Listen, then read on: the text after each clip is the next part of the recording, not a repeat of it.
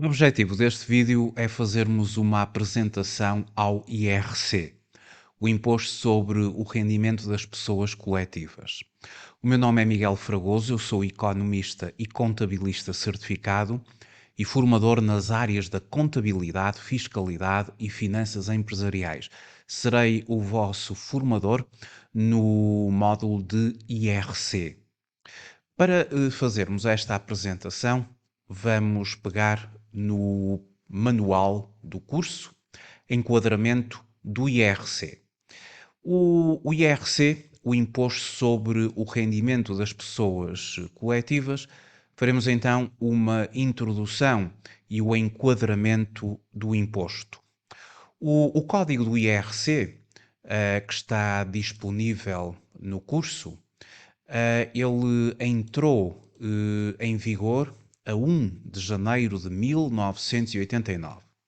E o IRC é tendencialmente um imposto sobre o rendimento, pois incide sobre o rendimento, ou seja, o lucro, auferido pelas pessoas coletivas, pessoas jurídicas, pessoas morais, diferente dos impostos sobre o património, nomeadamente o IMT, o IMI, e dos impostos sobre a despesa e sobre o consumo, nomeadamente o IVA e os impostos especiais sobre o consumo.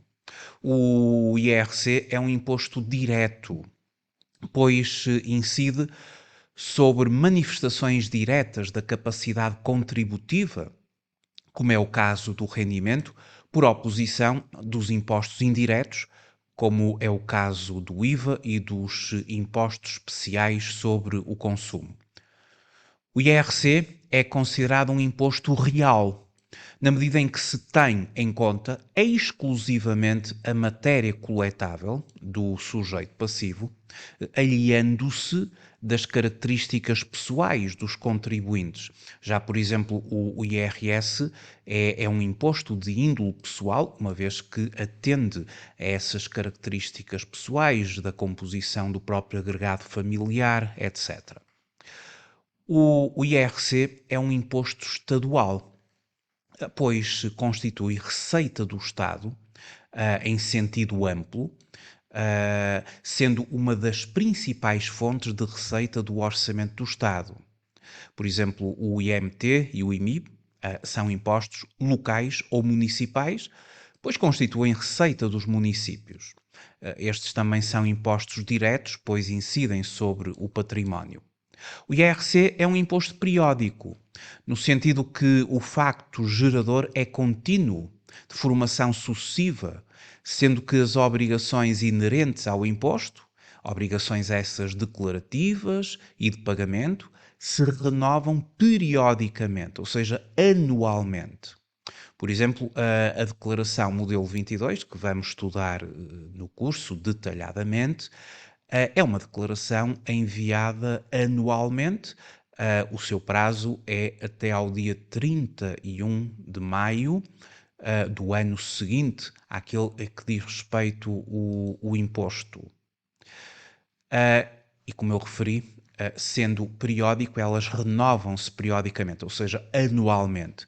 Contrariamente a impostos de obrigação única, cujo facto gerador é instantâneo, nomeadamente o IVA, o IMT, o ISV, o IEC, entre outros. O IRC é um imposto global, único, pois ele incide sobre a generalidade dos rendimentos auferidos pelas pessoas coletivas. Também é um imposto proporcional, adota uma taxa dual, nomeadamente para as pequenas e médias empresas. Para as pequenas e médias empresas, a taxa de IRC que se aplica atualmente até aos primeiros 25 mil euros de matéria coletável, aplica-se uma taxa de 17% de imposto. E o excedente a 25 mil euros de matéria coletável, aplica-se uma taxa de 21%. Já as entidades, as empresas que não são qualificadas como pequenas e médias entidades, as grandes empresas, essas têm a aplicação de uma taxa geral de IRC de 21%. As taxas estão consagradas no código do IRC.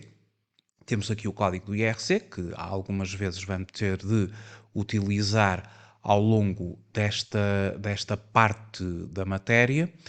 E relativamente às taxas, as mesmas estão no artigo 87 do Código do IRC. Aqui o capítulo 4, as taxas, o artigo 87 estabelece que a taxa de IRC genericamente é de 21%, mas no caso de sujeitos passivos que exerçam diretamente, a título principal, uma atividade económica de natureza agrícola, comercial ou industrial, que sejam qualificados como pequena e média empresa.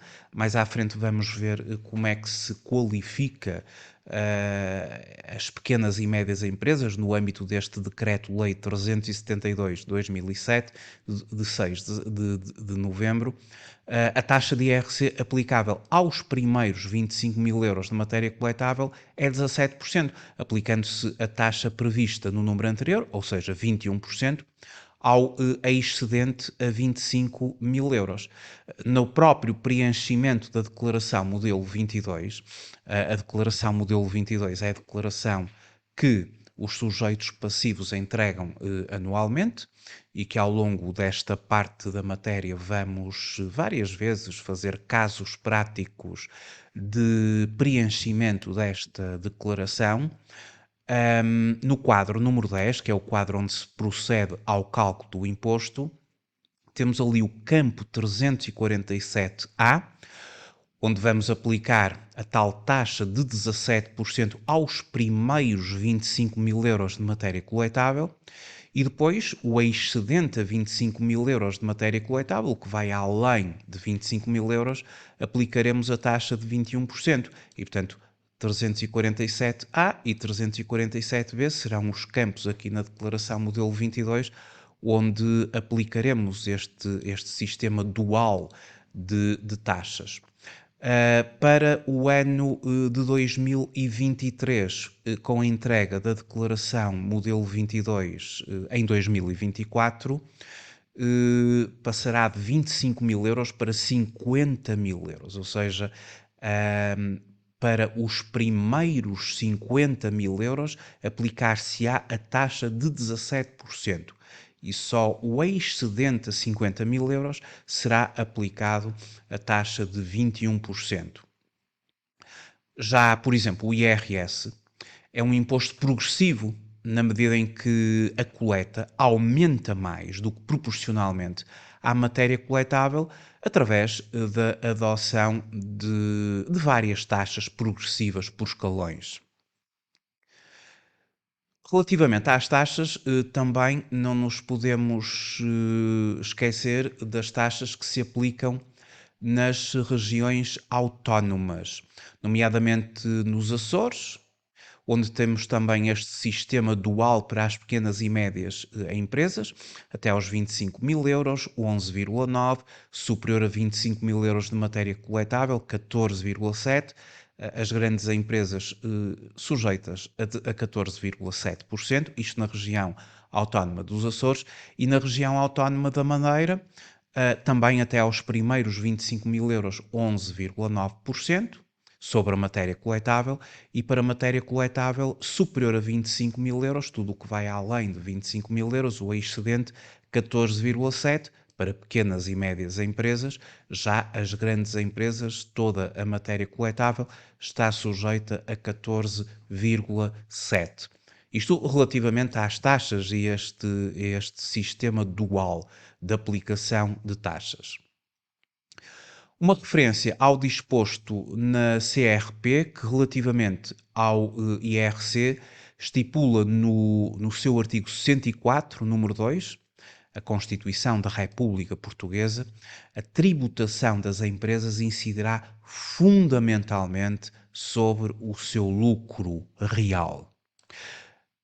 A designação conferida ao imposto dá desde logo a ideia do seu âmbito de aplicação pessoal, incidindo o IRC sobre todas as pessoas coletivas de direito público, ou privado, com sede ou direção efetiva em território português, são as denominadas entidades residentes, número 3 do artigo 2º, constituindo o atributo da personalidade jurídica o ponto de partida para a definição da incidência pessoal. E aqui há a linha A do número 1 do artigo 2º. Em relação, e encontram-se também sujeitas ao IRC, aquelas entidades residentes que, embora desprovidas de personalidade jurídica, obtêm rendimentos não tributados por outra via, nomeadamente o IRS. Deste modo, são também considerados sujeitos passivos de IRC determinados entes de facto, designadamente os mencionados no número 2 do artigo 1º do Código, por exemplo, as heranças jacentes, as pessoas coletivas declaradas inválidas, associações civis sem personalidade jurídica e as sociedades comerciais em geral, anteriormente ao seu registro definitivo. E desta forma evita-se que a existência de tributação dependa da regularidade do processo de formação e constituição das pessoas coletivas. Por fim, e para evitar vazios legais, são ainda considerados sujeitos passivos de IRC todas as entidades, com ou sem personalidade jurídica, consideradas não residentes. Ou seja, entidades sem sede ou direção efetiva em território português, mas que obtenham rendimentos no nosso território. E já vamos fazer aqui uma distinção entre os residentes e os não residentes. E aqui virá o ponto número 5 da minha apresentação, onde, ao nível da definição do rendimento, sujeito à tributação, portanto, a incidência real, é importante que se proceda à distinção entre aquilo que são as chamadas entidades residentes e as entidades não residentes. Ora, as entidades residentes, elas estão sujeitas por obrigação pessoal, o que implica a inclusão na base tributável da totalidade dos rendimentos, incluídos os próprios rendimentos obtidos no estrangeiro, ou seja, os rendimentos obtidos no território nacional e os rendimentos obtidos no estrangeiro. Artigo 4 do número 1, portanto, trata-se do Worldwide Income Principle, ou o chamado princípio da tributação mundial. Obviamente isto aplicado às entidades residentes. Já as entidades não residentes, elas estão sujeitas a IRC, mas por obrigação real, implicando que a tributação incida apenas sobre os rendimentos obtidos em território nacional, expressamente previstos no nosso Código do IRC, de acordo com aquilo que se chama o princípio da tipicidade em matéria fiscal. Artigo 4º, números 2 e 3, ou seja, o Source Principle, ou o denominado princípio da fonte do rendimento. Regime idêntico ao previsto no artigo 15 do Código do IRS e, em geral, nas legislações estrangeiras. A aplicação simultânea dos dois princípios, ou seja, da fonte e residência, gera dupla tributação internacional, o que traduz uma situação de concurso de normas. Para aferir sobre a residência das sociedades, os elementos de conexão determinantes são o local da sede ou o local da direção efetiva, ou seja, o local de residência da sociedade.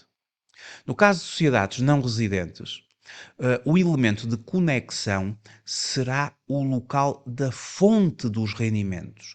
Ou seja, em geral, o Estado português só terá competência para tributar os rendimentos obtidos por não residentes se aqui se localizar. Se aqui se localizar a fonte financeira, ou seja, no caso do devedor dos rendimentos ser residente em território nacional, aplica-se à generalidade das situações previstas nos números 3 e 4, dando-se a tributação através da retenção na fonte a título definitivo, ou seja, aplicando-se uma taxa liberatória. A fonte física aplica-se aos rendimentos de imóveis nomeadamente os prediais e as mais-valias. Logo, haverá tributação se o imóvel se situar em território nacional.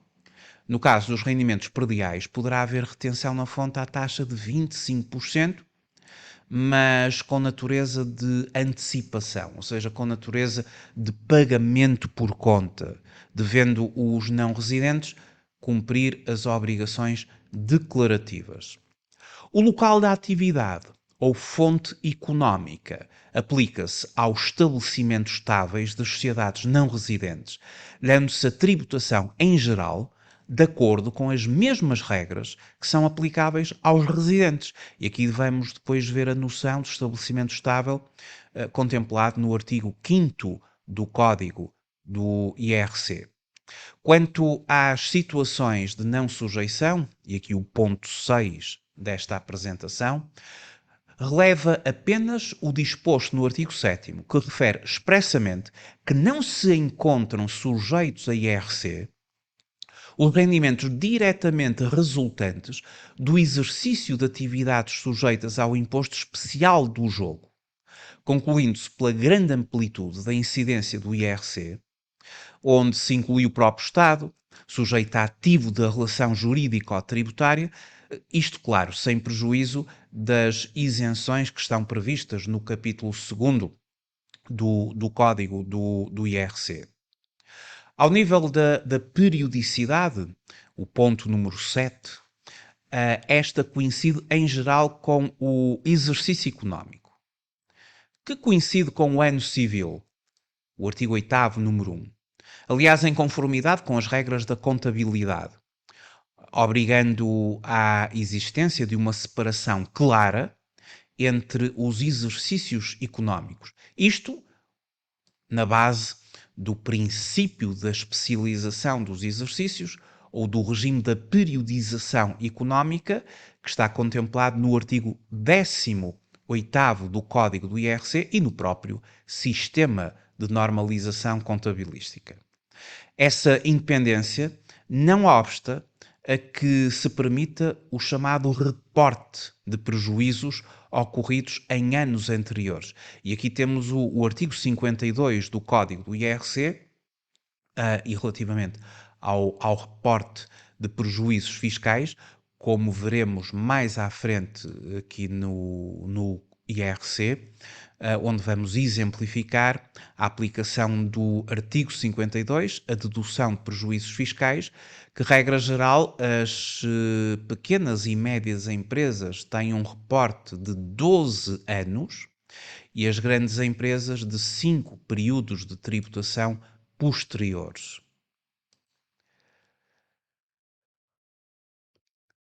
Ponto número 8 da apresentação, falamos das isenções. O capítulo 2º do Código do IRC trata destas isenções, logo, das exceções às regras de incidência. No que concerne às isenções pessoais, temos as chamadas isenções automáticas, que se aplicam ao Estado, às regiões autónomas, às autarquias locais e respectivos serviços, aos institutos públicos, associações e federações de municípios, associações de freguesias, instituições de segurança social e previdência. Excluem-se aqui as entidades públicas de natureza empresarial e os rendimentos de capitais. Também isenções automáticas às pessoas coletivas de utilidade pública administrativa, as IPSS e equiparadas, as sociedades e outras entidades abrangidas pelo chamado regime da transparência fiscal, que está no artigo 12º, conjugado com o artigo 6º do mesmo Código.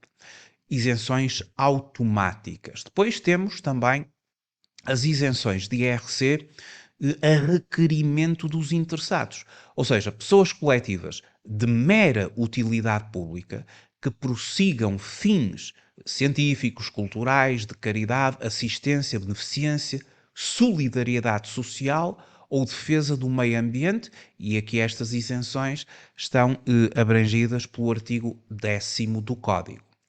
E depois, quanto às isenções reais, tratam de rendimentos diretamente derivados do exercício de atividades culturais, recreativas e desportivas, desde que auferidos por associações legalmente constituídas, aqui pode-se verificar a chamada isenção mista, desde que não conexos com atividades empresariais, nomeadamente com publicidade, direitos de transmissão, jogo de bingo, bens imóveis, aplicações financeiras, exceto se o seu valor global não ultrapassar o montante estabelecido no artigo 54 do Estatuto dos Benefícios Fiscais. Os lucros realizados por entidades de navegação marítima e aérea não residentes, provenientes da exploração de navios e aeronaves, desde que haja reciprocidade de tratamento, também gozam de isenção. Aqui é o artigo 13º do Código.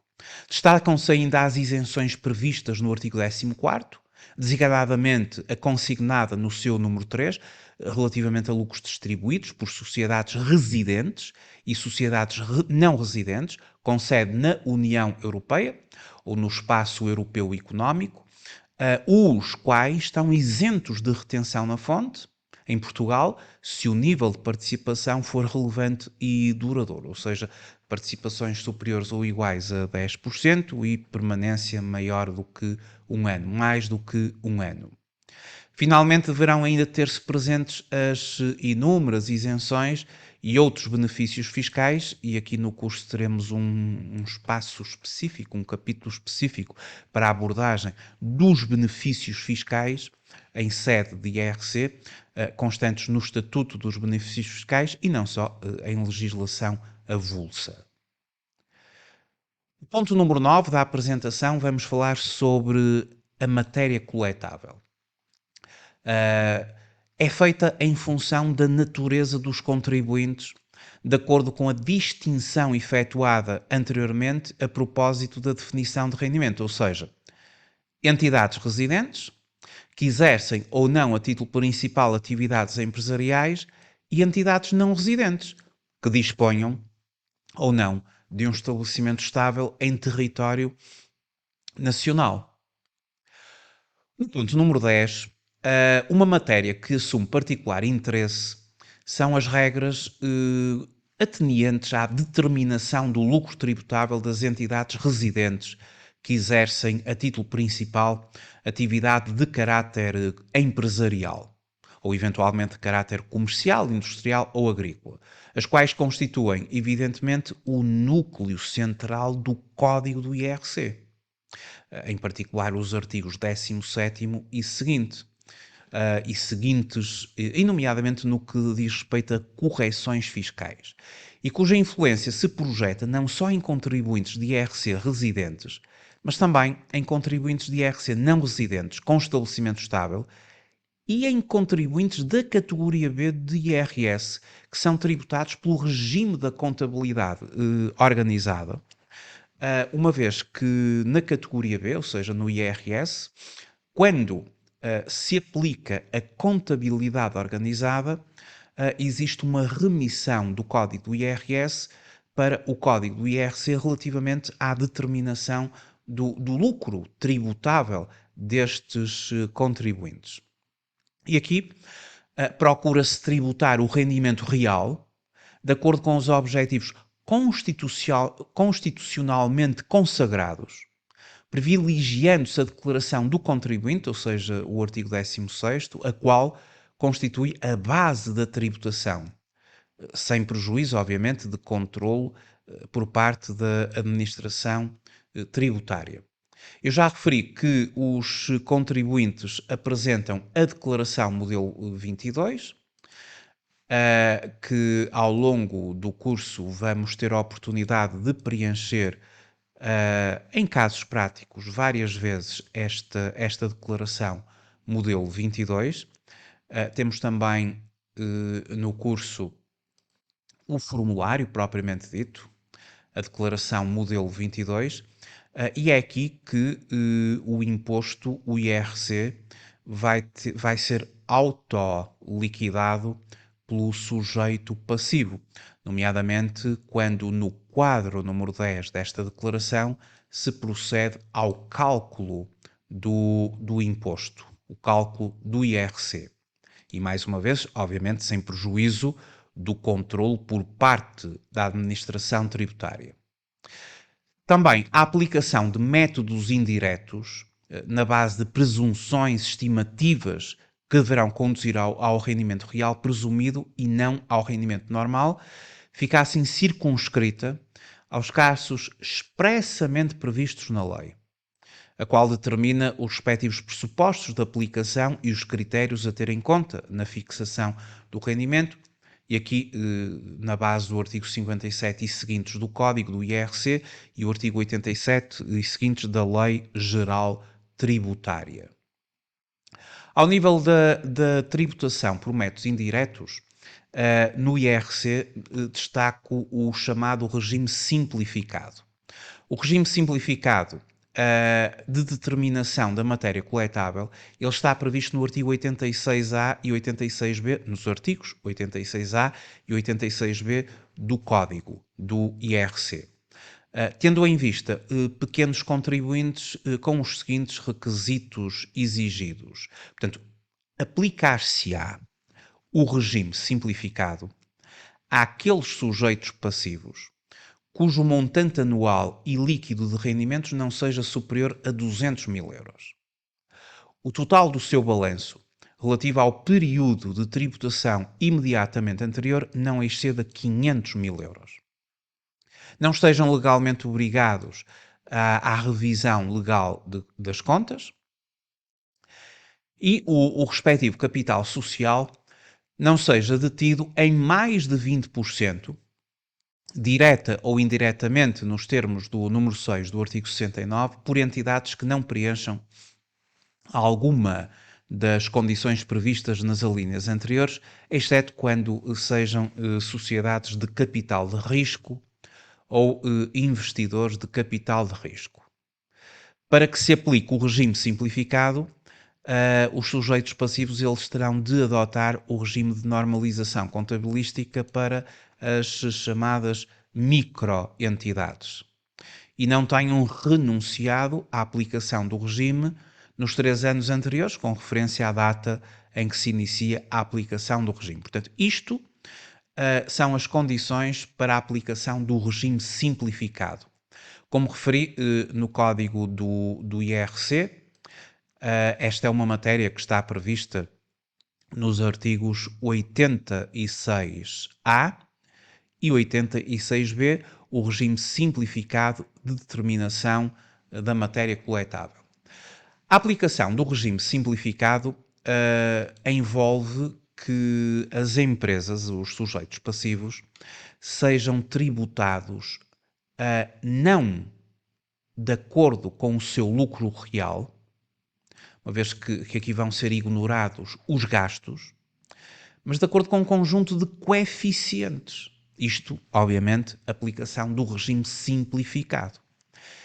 E eu coloquei aqui uma série de coeficientes que estão elencados na lei, mas a forma de nós até muito rapidamente chegarmos a estes coeficientes, podemos sempre, claro, que verificar o que está instituído na norma, mas se consultarmos o anexo do regime simplificado, que é o anexo E, que é o anexo que as entidades que estão abrangidas pelo regime simplificado e que não optaram pelo regime geral, as entidades elas preenchem o anexo E do regime simplificado.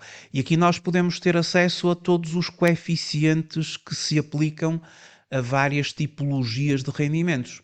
Por exemplo, sobre as vendas de mercadorias e produtos, aplica-se o coeficiente 0,04. Sobre subsídios à exploração, 0,10. Por exemplo, se forem prestações de serviços no âmbito de atividades profissionais, aquelas que estão especificamente previstas na lista anexa ao código do IRS, prestações de serviços, aplica-se um coeficiente de 0,75, portanto, se a faturação for, por exemplo, 100 mil euros, passará a matéria coletável a ser 75 mil, e uma série de coeficientes que estão aqui definidos e que se aplicam a este mesmo regime simplificado. Portanto, o regime simplificado é um regime onde os rendimentos, o que conta são os rendimentos, e esses rendimentos, a matéria coletável, ela é calculada por aplicação de coeficientes aos respectivos rendimentos. Por exemplo, a título exemplificativo, rendimentos de exploração de estabelecimento de alojamento local na modalidade de moradia ou apartamento, aplica-se um coeficiente de 0,35. Já neste mesmo âmbito, rendimentos de exploração de estabelecimento de alojamento local na modalidade de moradia ou apartamento, mas localizados em área de contenção, assim definida pelas câmaras municipais, já se aplica um coeficiente bem mais alto, 0,5. Ou seja, se faturar o sujeito passivo 100 mil euros, a sua matéria coletável será de 50 mil. E, portanto, o somatório da matéria coletável será o somatório destes vários campos que foram determinados pela aplicação de coeficientes às várias tipologias de rendimentos que, eventualmente, o sujeito passivo poderá ter. Isto é o chamado regime simplificado. No meu ponto 11, dado que a tributação incide fundamentalmente sobre o lucro, e agora já estamos a falar do regime geral, a contabilidade, enquanto instrumento de medida dessa realidade, assume uma grande relevância. E agora, claro, estamos a falar do regime geral, o regime geral do IRC, porque aquilo que eu acabei anteriormente de referir eram aquelas entidades que estariam abrangidas pelo regime simplificado. Uma vez que no IRC nós temos estes dois grandes regimes, o regime simplificado, o regime geral. No regime geral, o lucro tributável ele é determinado em função do resultado líquido do período. E este resultado líquido do período é aquele que vem da demonstração dos resultados da empresa. Depois de efetuados alguns ajustamentos. Ou seja, no regime geral, contrariamente ao regime simplificado, no regime simplificado nós temos aquelas várias tipologias de rendimentos e a aplicação dos coeficientes para determinar a matéria coletável. Portanto, ali o que contam são os rendimentos, aplicam-se os coeficientes, forma-se a matéria coletável. No regime geral, não é dessa forma. Nós vamos ter um ponto de partida. Esse ponto de partida é o resultado contabilístico da empresa, aquela diferença entre os rendimentos e os gastos apurados na contabilidade, mas depois vamos ter que fazer ajustamentos fiscais para fazer um caminho, um percurso do resultado contabilístico até ao resultado fiscal da empresa. Esse resultado fiscal poderá vir a ser positivo, a empresa obteve lucro tributável, ou eventualmente negativo, caso em que a entidade, o sujeito passivo, obteve prejuízo fiscal. E esse caminho de correções fiscais, ele é feito no quadro 7 da Declaração Modelo 22. Então, se recorrermos aqui ao quadro 7 da Declaração Modelo 22, vai ser nesta declaração, partindo do resultado da contabilidade, onde nós vamos ter uma série de correções a fazer, desde variações patrimoniais positivas a variações patrimoniais negativas, ajustamentos fiscais a crescer, e tudo isto, ajustamentos fiscais a crescer, vão aumentar o nosso lucro na perspectiva fiscal. E depois este quadro 7 contemplará também ajustamentos fiscais a deduzir, que vão ter a possibilidade aqui de eventualmente diminuir um pouco o nosso resultado fiscal. Temos aqui, por exemplo, os benefícios fiscais do campo 774, que operam por dedução ao lucro tributável. Ora, fazendo a soma algébrica de todas estas correções, umas a crescer, outras a deduzir, se tudo isto der negativo, haverá prejuízo para efeitos fiscais. Se desta soma algébrica obtivermos valor positivo, teremos lucro tributável. E tendo lucro tributável, depois calcularemos posteriormente, eventualmente, se existirem prejuízos fiscais, os mesmos serão deduzidos, em conformidade com o artigo 52 do Código do IRC, vamos obter a matéria coletável e depois é que vamos aplicar as tais taxas de IRC, aquelas taxas que eu já referi inicialmente. Se for uma pequena e média entidade, até aos 25 mil euros de matéria coletável aplicar-se-á 17%, acima desse montante aplicar-se-á 21%, se for uma entidade do regime, se for uma grande entidade, aplica-se 21% a toda a matéria coletável. E, portanto, esta é a metodologia que nós vamos usar para determinar, calcular o IRC. E, como eu já referi, ao nível das taxas, vigora atualmente um sistema dual, eu já falei sobre isto, para além de um benefício à interioridade, ou seja, a aplicação de uma taxa de 12,5% para as entidades que possam vir a usufruir deste benefício da interioridade. Quanto às entidades residentes que não exercem a título principal atividades empresariais, a taxa é de 21%, em conformidade com o número 5 do artigo 87.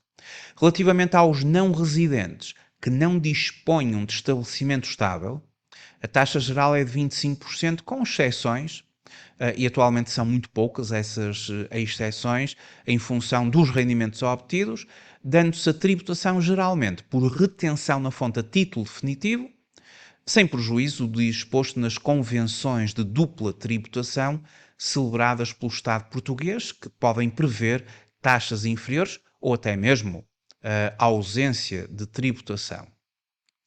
A liquidação do IRC é feita pelo próprio contribuinte, na sua declaração modelo 22, apresentada anualmente, a qual deverá ser entregue até ao último dia de maio, portanto até 31 de maio do ano seguinte, ao da formação dos rendimentos, dando-se aí a obrigação final de pagamento, ou seja, é o próprio sujeito passivo, o próprio contribuinte, que ao preencher a declaração modelo 22, e a declaração modelo 22 ela tem de ser preenchida pelo contabilista certificado, vai ser no quadro número 10 desta declaração que se vai realizar, efetuar a determinação, o cálculo do imposto, por aplicação das taxas, por aplicação das derramas, a derrama municipal, eventualmente a derrama geral, a derrama estadual,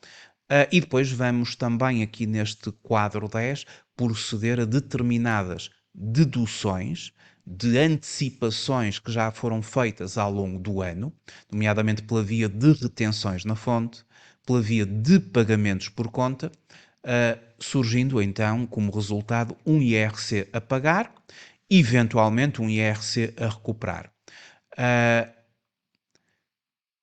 Haverá também a aplicação das chamadas tributações autónomas previstas no artigo 88, que vamos aqui no curso falar detalhadamente destas tributações autónomas, formando-se depois, por fim, eventualmente o imposto a pagar ou a recuperar, caso os pagamentos por conta, as retenções na fonte tenham superado o valor calculado anteriormente, o Estado terá de devolver a respectiva diferença. Em todo o caso, para certos tipos de rendimentos, prevêem-se retenções na fonte, efetuadas pela entidade pagadora no momento de pagamento, a chamada substituição tributária, as quais, relativamente a residentes, têm quase sempre a natureza de imposto pago por conta, ou seja, são meros adiantamentos. E são efetuados à taxa de 25%. Depois, a quando da declaração modelo 22, elas serão tidas em conta como uma dedução para efeitos do cálculo final do imposto, assim como aos próprios pagamentos por conta, que funcionam também como antecipações que o sujeito passivo faz. E por falar em pagamentos por conta, encontra-se também instituída a figura dos pagamentos por conta, efetuados pelo próprio sujeito passivo ao longo do ano da formação dos rendimentos, traduzindo a preocupação de aproximar as datas de pagamento do imposto e de obtenção dos rendimentos, tal como sucede com as retenções na fonte, proporcionando uma antecipação da receita do Estado e uma certa regularidade e previsibilidade na obtenção de receitas e gerando no contribuinte um efeito, de certa forma, anestesiante. Ou seja, ao longo do ano, os sujeitos passivos de IRC, eles terão de realizar 3 pagamentos por conta. O primeiro é feito até ao final do mês de julho, o segundo é feito até ao final do mês de setembro e o terceiro é feito até ao dia 15 de dezembro. Mais à frente vamos falar detalhadamente sobre estes pagamentos, como é que eles se calculam e também situações de limitação destes mesmos pagamentos, particularmente a terceira prestação. E os pagamentos por conta, eles funcionam como um adiantamento do imposto que será calculado no fim. E quando se proceder à entrega da declaração modelo 22, esses pagamentos por conta que foram feitos ao longo do ano, eles vão obedecer aqui a uma dedução, serão deduzidos. E, portanto, forma-se esta anestesia fiscal, entre aspas, de o sujeito passivo não ter de pagar o imposto de uma só vez. Portanto, dói menos pagar assim faseadamente através de pagamentos por conta e depois no fim, até ao dia 31 de maio, quando se faz a autoliquidação e o valor final a pagar, não terá de pagar tudo de uma só vez, uma vez que os pagamentos por conta que já foram realizados ao longo do ano serão tidos em conta, vão deduzir. Aqui na declaração modelo 22, no campo 360, é onde as entidades deduzem os pagamentos por conta que foram realizados ao longo do período. Entretanto, o pagamento especial por conta, ele já não existe. Portanto, o pagamento especial por conta, ele foi extinto com o Orçamento Geral do Estado para o ano 2022, e, portanto, este campo 356, que faz referência ao pagamento especial por conta, atualmente as entidades já não realizam pagamento especial por conta. Foi extinto no Orçamento Geral do Estado de 2022. Bom, no ponto número 14, faço uma breve referência à fórmula de cálculo do IRC. Nós partimos do resultado antes de impostos. Claro que esta fórmula de cálculo é para as entidades abrangidas pelo regime geral, porque vimos anteriormente como é que funciona o regime simplificado. Portanto, as entidades abrangidas pelo regime geral, na sua base da contabilidade, apuram um resultado contabilístico, os rendimentos que pertencem à classe 7 do Código de Contas, os gastos que pertencem à classe 6 do Código de Contas, forma-se o ponto de partida, o resultado da contabilidade, e depois este resultado da contabilidade ele vai ter de ter uma série de correções. Os rendimentos, eles são a componente positiva do resultado. Os gastos são a componente negativa do resultado. Obviamente que uma empresa, para ter um resultado menor, mantendo os rendimentos, terá de aumentar os gastos, terá de contabilizar mais gastos. Ora, neste âmbito, o Código do IRC estabelece uma série de limitações a determinados gastos que as entidades contabilizam, porque os gastos vão produzir uma diminuição do resultado da empresa. Existe mesmo um artigo no Código do IRC, que é o artigo 23A, que é o artigo dos encargos não dedutíveis, ou seja, um amplo conjunto de gastos que não são fiscalmente aceitos. E por isso nós vamos ter a posteriori, de forma extracontabilística, e muito baseados no tal quadro 7 da declaração modelo 22, vamos ter que fazer uma série de correções fiscais. Essas correções fiscais, elas traduzem-se em ajustamentos fiscais a crescer, que vão aumentar o lucro da empresa, ou eventualmente ajustamentos fiscais a deduzir. E, portanto, nós temos aqui na fórmula de cálculo as variações patrimoniais positivas, as variações patrimoniais negativas, falaremos delas ao longo da formação, os ajustamentos fiscais a crescer, os ajustamentos fiscais a deduzir, e de toda esta soma algébrica de componentes que vão corrigir o resultado da empresa e que se baseiam a sua aplicação no quadro 7 da Declaração Modelo 22, que eu volto a mostrar, o quadro 7 da Declaração Modelo 22. Este quadro 7 tem aqui todo o elenco de correções que uma entidade poderá vir a ter de fazer, e depois tem sempre para cada campo a respectiva base legal. E vejamos aqui muitas vezes referência ao tal artigo 23A do Código do IRC, que é o artigo onde estão elencados determinados gastos que não são fiscalmente aceitos, os chamados encargos não dedutíveis. A entidade reconheceu-os contabilisticamente como gasto, mas o código não os aceita e, portanto, vai ter de os corrigir. Portanto, é neste quadro 07 que a empresa, a entidade, o sujeito passivo, vai proceder às suas correções. E daquele resultado contabilístico que derivou da contabilidade, vamos ter como ponto de chegada o resultado fiscal.